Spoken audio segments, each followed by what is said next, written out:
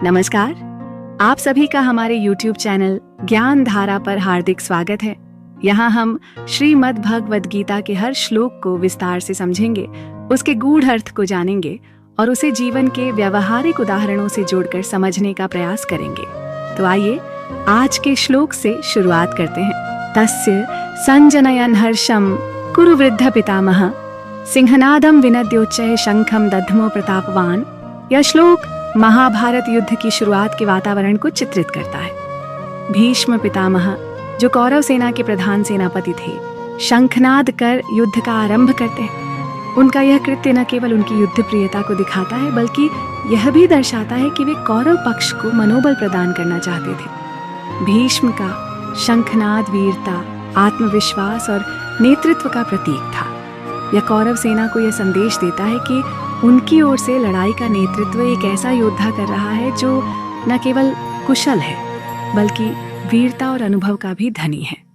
चलिए इसे आज के जीवन में एक सेना के नेतृत्व से समझते हैं। जब किसी देश की सेना युद्ध के लिए तैयार होती है तो उसके नेतृत्व की भूमिका अत्यंत महत्वपूर्ण होती है। सेना का वरिष्ठ कमांडर जो वर्षों के अनुभव और रणनीतियों का धनी होता है, युद्ध के मैदान में सैनिकों का हौसला बढ़ाने के लिए प्रेरणादायक शब्द कहता है। मान लीजिए एक कठिन परिस्थिति में सैनिकों का मनोबल गिरने लगा है, तो यह कमांडर अपनी जिम्मेदारी को समझते हुए सामने आता है। वह अपनी गर्जना भरी आवाज में कहता है, यह युद्ध केवल हमारी शक्ति का परीक्षण नहीं है, बल्कि यह हमारे साहस, निष्ठा और मातृभूमि के प्रति प्रेम का प्रमाण भी है। याद रखो, हम केवल सैनिक नहीं हैं, हम अपने देश की दीवार हैं। इस युद्ध में हमारा हर कदम हमारे देश की सुरक्षा और गौरव को सुनिश्चित करेगा। इसके बाद कमांडर अपने अनुभव और आत्मविश्वास का प्रदर्शन करते हुए सेना को स्पष्ट आदेश और रणनीतियां बताता है। वह अपने नेतृत्व से सैनिकों को यह विश्वास दिलाता है कि वे किसी भी चुनौती का सामना कर सकते हैं। उसकी गर्जना, जैसे भीष्म पितामह के शंखनाद की तरह, सैनिकों के दिलों में जोश और आत्मविश्वास भर देती है। इस प्रेरणा से पूरा दल अपनी पूरी ताकत और निष्ठा के साथ युद्ध के लिए तैयार हो जाता है, चाहे परिस्थितियां कितनी भी विपरीत क्यों न हो।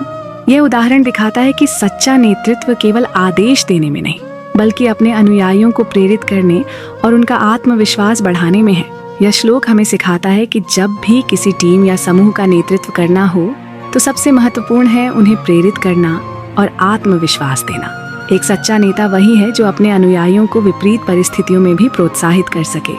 भीष्म पितामह का शंखनाद हमें सिखाता है कि आत्मविश्वास और नेतृत्व के साथ किसी भी चुनौती का सामना किया जा सकता है। अगले श्लोक में हम और गहरी बातें समझेंगे। तब तक के लिए जय श्री कृष्ण।